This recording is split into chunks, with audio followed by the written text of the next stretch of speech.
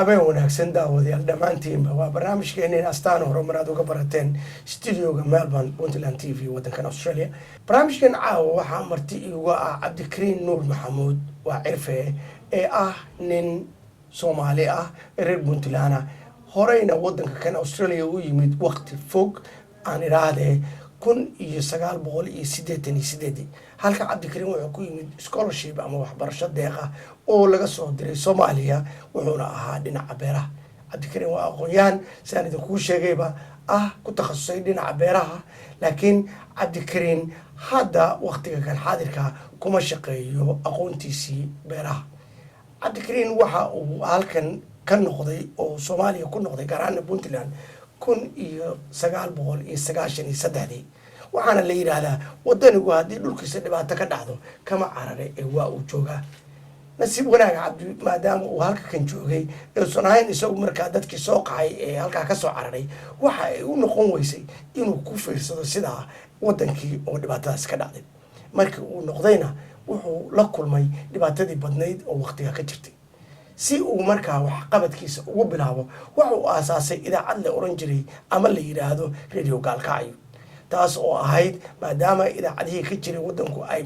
Hargeysa iyo Muqdisho ku yaaleen Soomaaliya inteeda kalena wacyi gelina ama idaacada laga hadla aysan ahayn. wuxuu arkay in markaa muhiim tahay in la helo meel dadka shacabka lagu gaarsiiyo waxyaalaha dhacaya iyo horumarka loo baahan yahay iyo nabadda markaa inuu qayb ka qaato. Cabdikariin kusoo dhawow Puntland TV. waa kusoo dhawahay saaxiibkay Cabdiyare Cabdi Cilmi aad baan kaaga mahadcelinayaa barnaamijkan adigu marti qaaday caawa. aad baan ugu faraxsanahay inaan la kulmo warbaahinta telefishinka Puntland. aadam mudan Cabdikariin ugu horeyntiiba bal waxaad wax yar iiga sheegtaa Cabdikariin waa kuma sidaad u sheegtay magacayga waxaa la yiraahdaa Cabdikariin Nuur Maxamuud. hadda awowgay waa xirfad la oran jiray anigu Cabdikariin baan ahayo awowgii wuxuu ahaa magaciisii buu ahaa ama ninaastiisii bay ahayd. anigu sidaad u sheegtay wadankan waxaan imid Australia 1988 waxaa la ii soo diray xilligaas dowladda Soomaaliyeed baa jirtay waxbarasho sanadaha baan halkan u imid waan ku baranayay cilmiga beeraha. annagoo halkan joognaa ayaa waxaa bilowday burburkii wadanka. sidii ayaan ugu nagaaday iguna suura gashay inaan sii joogo dalkan Australia. maraan wax baranayo iyo maraan shaqeynayo intaba way lahayd. runtii burburkii markii uu meel xun marayo oo wadankii warka aan ka helayno uu yahay war dagaal u yahay waxaan jeclaystay in la helo war intaa ka duwan. waxaan jeclaystay in la helo wax nabadii Soomaaliya ka hadla oo aan kaliya ka hadlin dagaal iyo wax la dilay iyo duulaan iyo magaciisi. markaas waxay la noqotay inaan bal raadiyo idaacad in la helo aan ka hadlin dagaal ka hadasha nabad. way ii suura gashay waxaan filayaa 1993 bay ahayd markii ay nasiib ii noqotay inaan la kulmo nimaanu saaxiib nahay oo la yiraahdo Sam Voron oo magaalada Sydney ku nool. anigu Melbourne baan joogay 900 kilomitir meelahaas isu jiraan inaan telefoon ku wada xiriiro oo aan kala hadlo bal sidii aan idaacad ku heli lahayn.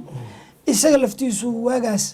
wuxuu idaacadaha kala socday burburka ka dhacay Soomaaliya iyo wax noocaas ah. malaha isaga ku beerayd laakiin anigu nin kale ii suura galiyay inaan la kulmo oo ninka aan la xiriiro. Cabdikariin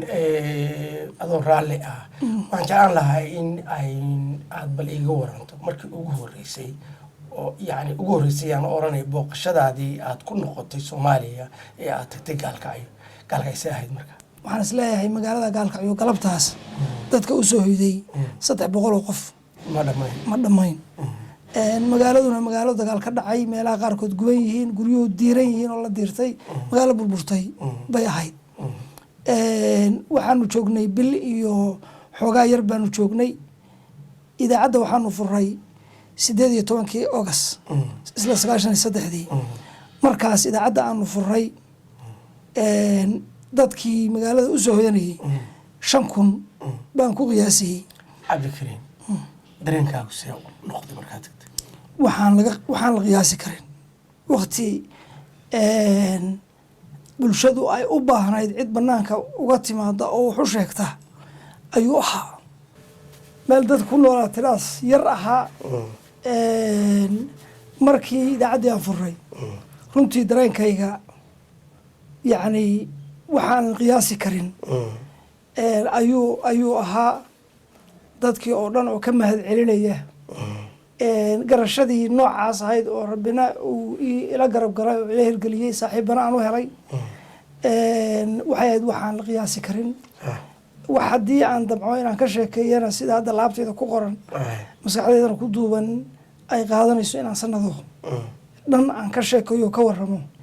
cabdikariin markaa adigu maadahay nin suxufiya ama wariye ah ama technician idaacadeeda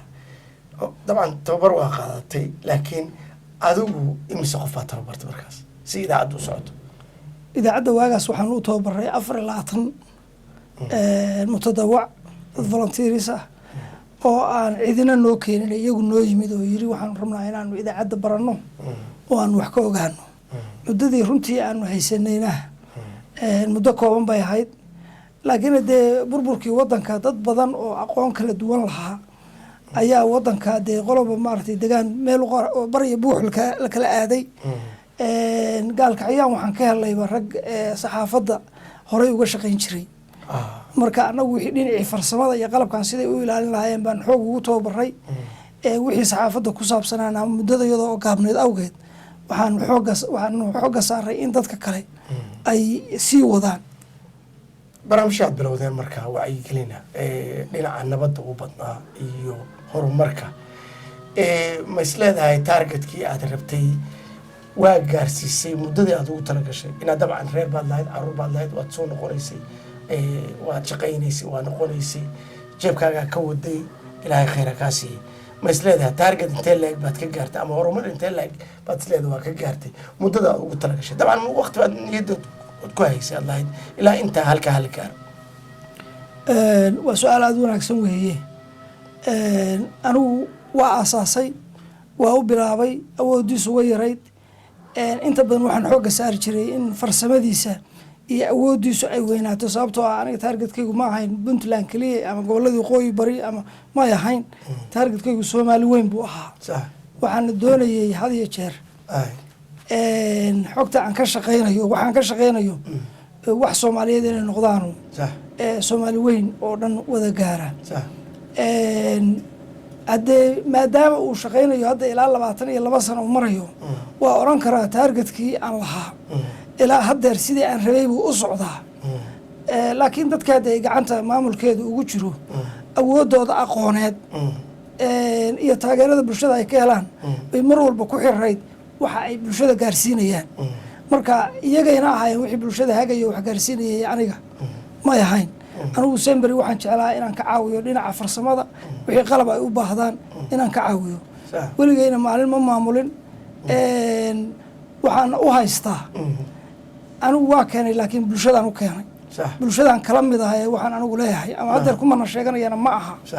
waxa aniga wax iigu yaalla waxa weeye reer gaalkacyo inuu shaqeeyo oo uu gaarsiiyo bulshada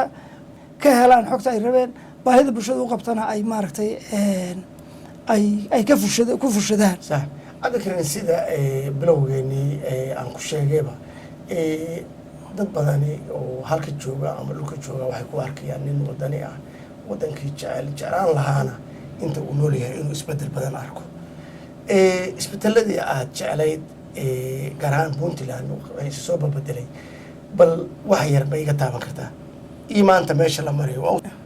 waagaas reer gaalkacyaan geeyey erey aan eri baa jiray oo yani aan fursadaan helay inaan video camera magaalada iyo muuqaalkeeda iyo soo dhex maro sidai u ekayd waxaa ii muuqday markaa fool xumo ereygan waagaas eri wuxuu ahaa waa fool xun tahay wayse qurux badnaan runtii muddadaas markaa 22 sano ah ama gaalkacyo ha ahaato ama magaalooyinka kale oo soomaaliyeed ha ahaadeen isbedelkii aan rabay iyo soo noqodkii aan rabay si dhaqso ah inaan u arko dalku inuu isugu soo noqdo haddii wuxuu maraya dhowr iyo 20 sano ma garanaysaa marka waxaan oran karaa wixii waaga aan jeclaa ama in badan oo dadka ka mid ay jeclaayeen ma aan gaarin laakiin hadda waxay iigu muuqataa inay jiraan wuxuu soo noqdaa oo dadka inta badani ay doonayaan laakiin ay laayihiin awooddii ay ku gaari lahaayeen ama ay ku gaarsiin lahaayeen inta yar oo waxba iska ayaa hadda inta badan ka xoog badan taasna waxay keentay dib u dhac wixii anigu maanka ku hayay ama bulshada aan la jeclaa ama dalkayga dadkayga aan la jeclaa inay gaari waayaan waqtigii aan la rabay cabdikariin dabcan anigu waxaan ogahay in aad tahay nin sugaanyahan ah intay rabtaa ha la ekaatay laakiin meelal badan oo lasugu yimid bulshada isugu timid iyo meelo kale oo aad tagtayba sugaama adeeg ka tirsan waxaan anigu xasuustaa aan aada u jeclahay runtii gabaygaagii ahaa hataa shii caqliga xagoogu tagnaa ereyadii gabay intaa kasoo xasuusan karto gabaygaas hadee waad igu gaadayo gabay haddeer aan diyaarsaday ma u ahayn su-aashiisa inaan ka jawaabana aan islahaa may ahayn raggii aan ku alqabsanayay oo aan ku alqabsan jiray oo saxaafad abwaanada ahaa ama gabayga iga badiyeyna kamid baad ahayd oo meelaha anigu ka hadlo aan tusaalaha usoo qaato adiga rag kaleba laakiin ereyadaas curintoodu aan waa qoraaye ma xafido xataa ma tiriyo inta badan haddaan akhriyana tiriyana waa akhriyaa warqad baan ka akhriyaa waxaan u malaynayaa 2010 bay ahayd in markii igu soo dhacday ereygaas dadkii oo waxaan arkay ku hadaaqaya caqli baa loo baahan yahay laguma sii jiri karo kumeel gaarka Soomaaliya kuma sii jiri karto in laga baxaa la rabaa dowladda waxaadi waa dhamaadeen waqtigeedu waa dhamaaday xagee la aadaa isqabsho iyo wixii rajaxmo dadkii marka waxaa la yidhi haddii loo baahan yahay caqligii waxaan isiri xagee laga raadiyo caqligii waxaa igu soo dhacday marka ereyga ah hata shay caqligii xagee ugu tagnaa marka dadkii intii badnayd waxay arkayaan wanaaggii waxay arkayaan wixii loo baahan yahay haddana waxba ay soo tiri waayey waxaa ka mid ah marka ereyadiisii hadda ma wada xasuustee maxaa tarin bulshada maxaa taaran lahayd tabar iyo wax dheef tabargelinayaa tiirkan qaran ka jabay tiro wuu hayaa tarantii dadkii wada taagi lahaa toosi waa haddana waxaan tabay caqligii lagu toosin lahaa su-aal bay igu timid hata shay caqligii xaggee ugu tagnaa taabsii bulshadu yiri taabsii bulshada waxaan u jeedayaa dee bulshadu inay caqligii raadiso markii caqligu tashaa tub la wada maraa tala loo dhanyahay ku tallaabsataa tabaysaa farsamo muddaa tigidha adag tiirka qaran ka jabay taagtaa markaa hata shay caqligii xaggee ugu tagnaa taabsii bulshadu ma tuuriisin buu dunidaa ku tegi ma tacshiirad baa tirtirto kurtood waxaan tuban caradu wax la taba male hata shay caqligii xaggee ugu tagnaa gabay dheer buu ahaa waxaan soo qaatay aqoon-yahanada waxaan soo qaatay saraakiisha ciidamada aqoon-yahanada waxaan aqoon-yahan ma tibin kuwa tookayo torontiya galbeed tookaya fadhiya kuma darin tirada saraakiil ka tegey bixi tuutihii garaadihiina tuur hadduu talin lahaa male taba askari sheebka tuugada iyo tafaraaruq baa tiirkan qaran ka jabay markaan toosiyaan iraataa ka nooga dhiga hata shay caqligii xaggee ugu tagnaa tarantaa kurtood wax la tuujiyo tif caqliga ku jira ku tuun qabtaa marka noocyo badan oo bulshadu ay ka koobnayd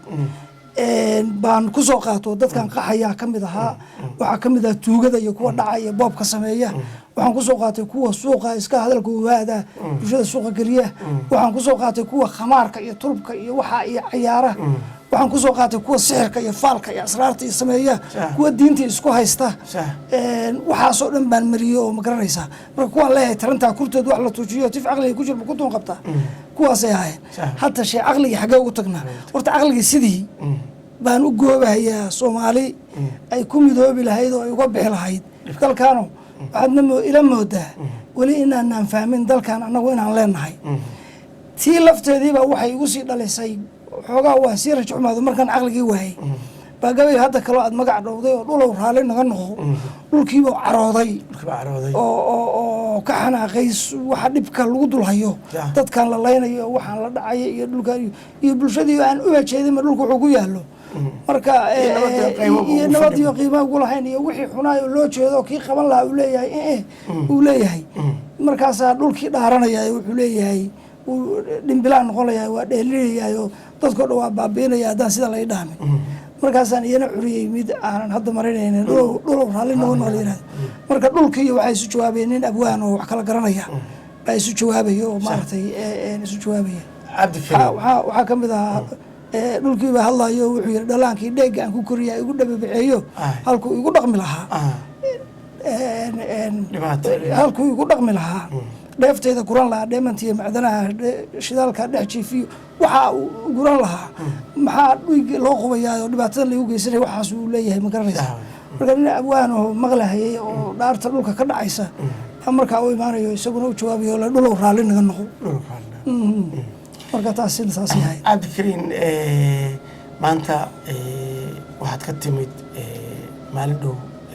soomaaliya puntland baa ka timid waxaad joogtay gaalkacyo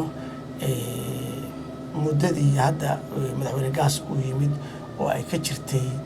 dibhabayntii iyo qurxintii wax badan baad jeclayd in aad aragto magaalada tan oo nidaam yeelata ama la qurxiyo maanta see dareenkaagu yahay maxaase dhacay hadda yani intii aad joogtay xaggeesa hawshu maraysaa horumarku intee legi waa su-aal fiican weeye aad baad umahadsantahay su-aashaas inaad weydiiso runtii gaalkacyo markii aan ka soo tegey 2014 gaalkacyo laamiga ay lahayd wadada ay lahayd kii weligeed baa lahayd magaalada dhex mari jiray uu ahaa markii haddaan tegayna waxaan ugu tegey 4 wado oo laami ah oo si sahlan anigu aan garanayo sidii loo mari jiray baan ugu tegey waxaan u tegey magaaladii oo dhan oo ifaysa waxaan ogaa suuqyo iyo guryo badan oo laga dhisay oo la rabay inay dadku ku ganacsadaan dadku ka dhaga adeegeen inay soo degaan u guureen intaas hadda markaan arkay haddana waxaa yimid wax badan oo kalena loo sii socday in lagu sii tallaabsado ayaa madaxweynuhu yimid anugu madaxweyneha imaantinkiisii waxbaan ka soo dhoweeyey salaan wax ka badanna lamaanan yeelan laakiin wuxuu la yimid waxaan isleeyahay waxaa iswaafaqay magaalada council bay lahayd guddoomiye cusub oo nin aqoon-yahana ayaa lahaa waan la sii sheekaystay dhabadii ninkaas uu rabay gaalkacyo inuu ku aago ku hayaamiyo oo tii anigu 93 aan eri way fool xun tahay way qurux badnaa waxay ii noqotay horta iftiinkii quruxdu inuu hadda bilowday madaxweynuhuna haddii saxaafadda waad ka dhegaysateen markuu yimid wuxuu yidhi waxaan u imid meeshan inaan magaaladan wax ka qabto aan wax ka qabanno waxaan rabnaa inaad gacan nagu siisaan baan rabnaa bulshada iyo bulshada ku yidhi haddaad nagu siin weydaanna waxaan rabno inaan qabanno waa qabanaynaa waxay noqotay marka intaas yarta ah oo waxqabadka oo bulshada ay arkeen oo wadooyinka yararka iyo nalkaa dadka gaalkacyo ku noolaa waxay u noqotay iftiin iyo dhaqaaq dhinaca horumarka loo dhaqaaqay isbedelku madaxweynuhu la yimidna runtii 100% bulshadu way soo dhaweysay goobihii ay ku ganacsanayeen dad danyara laga saaray waa kuu soo socday waxaan arkaya anigu media kala soconay gudoomiyaha degmada nugaal oo yani qaylinayo oo dadku ay dhaga adeegayaan marka goormay dadku ogolaadeen inay ka guuraan haddii dad fara badan oo boqolaal ah mid dhaga adag ama 2 dhaga adag ama 3 dhaga adag laga waaymayo laakiin anigu waxaan qabaa wixii anigu aan u jeeday ama markhaatigan ka ahaa inaysanba jirin qof dhaga adeegay waxaan arkay oday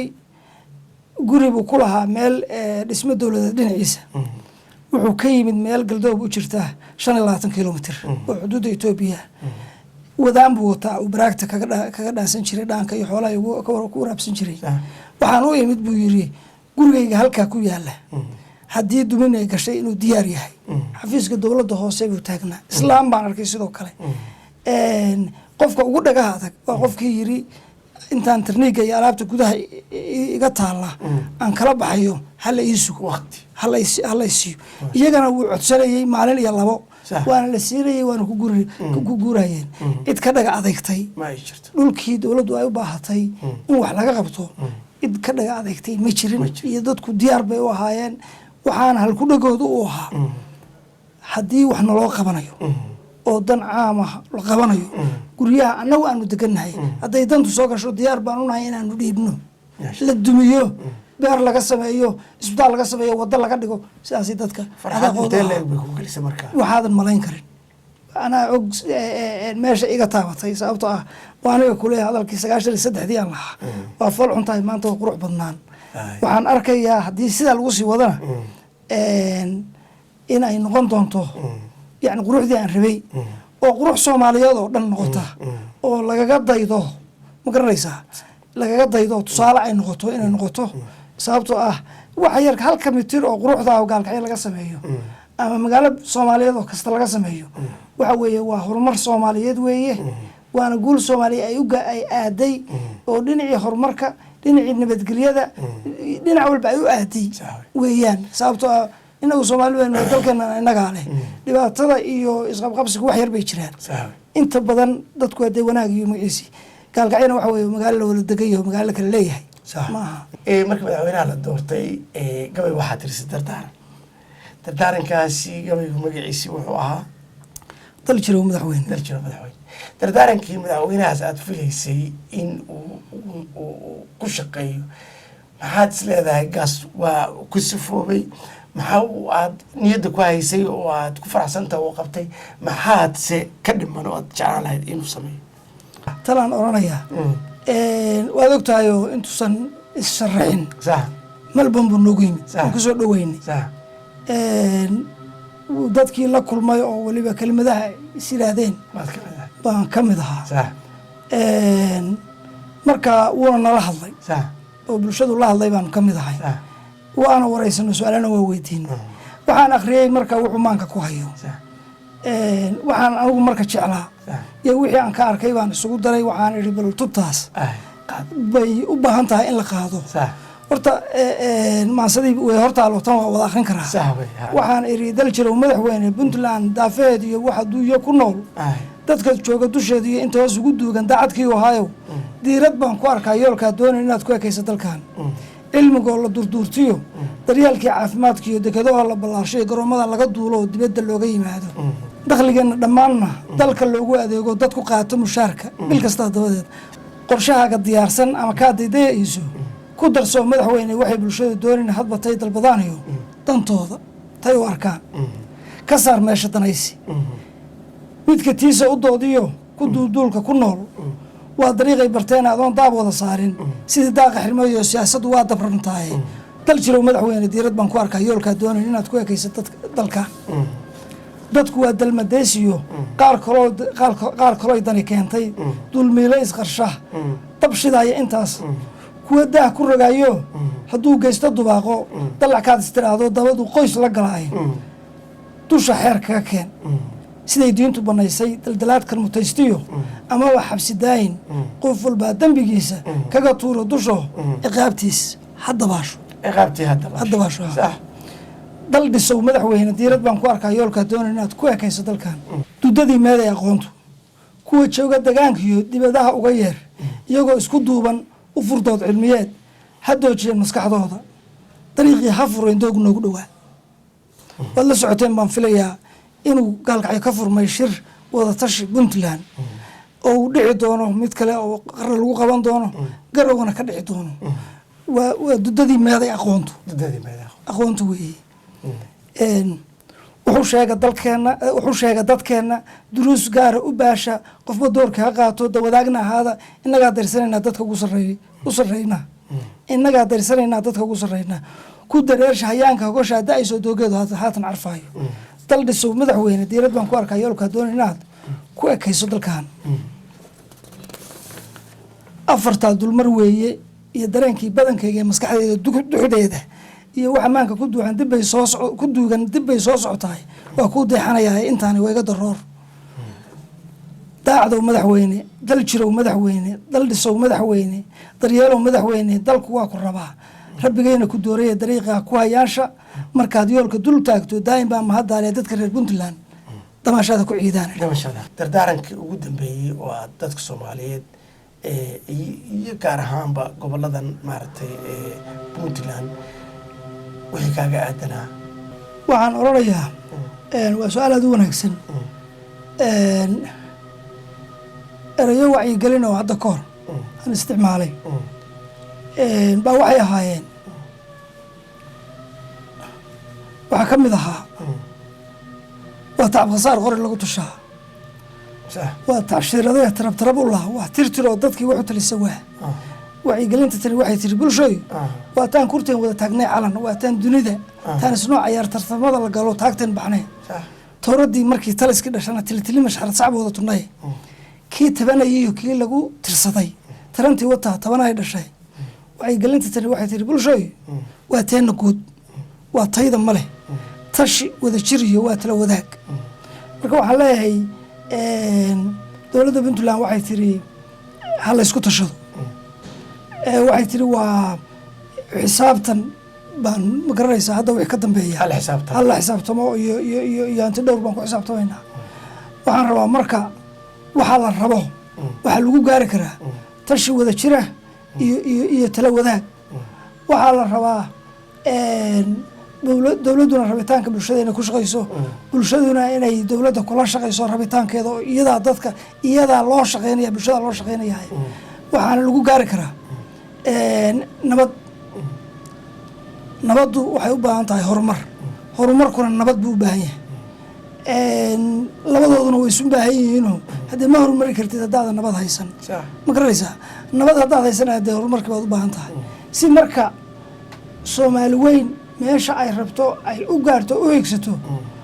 waxaan qabaa qof kasta oo Soomaali ah rag iyo dumar meel kastuu joogo in gacan la siiyo nabadda, in gacan la siiyo horumarka,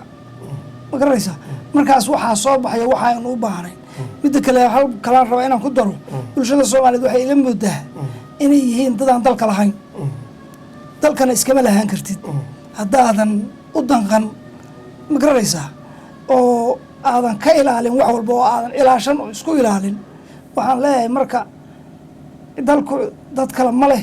idinkaa leh. wax deeqa iyo kaalmooyin yar yar oo dad dan leh ay idin siiyaanna dalkeennu ku horumari mayo, kuna dhismi mayo. aynu garanno dalkeenna inaynu inagu leenahay, inaynu midowno, inaynu u tashanno, tala wadaag u noqonno, aan keenna khaldanna gacanta qabanno saxno, keenna saxanna aan garab istaagno, oo aynu dhinacyada qabanno. madaxweyne ilaa qofka u hooseeya inaynu u midowno, meel kastoo aan joogno inaynu dalkeenna gaarsiino meesha dunida kale ay marayso. barnaamijkeena astaan horumar oo martida noogu ahaa Cabdikariin Nuur Cirfe oo halka kan aan kaga wareysanaynay horumarka iyo nabadda Puntland. inta ayaan ku dhaafayaa barnaamijkan mid kala midka intaynu ku kulmayno asbuucyada soo socda. waa Cabdi Cilmi oo idin leh sidaa iyo nabadgelyo iyo noole kulanta. Cabdikariin waa mahadsantahay. Waa mahadsantahay.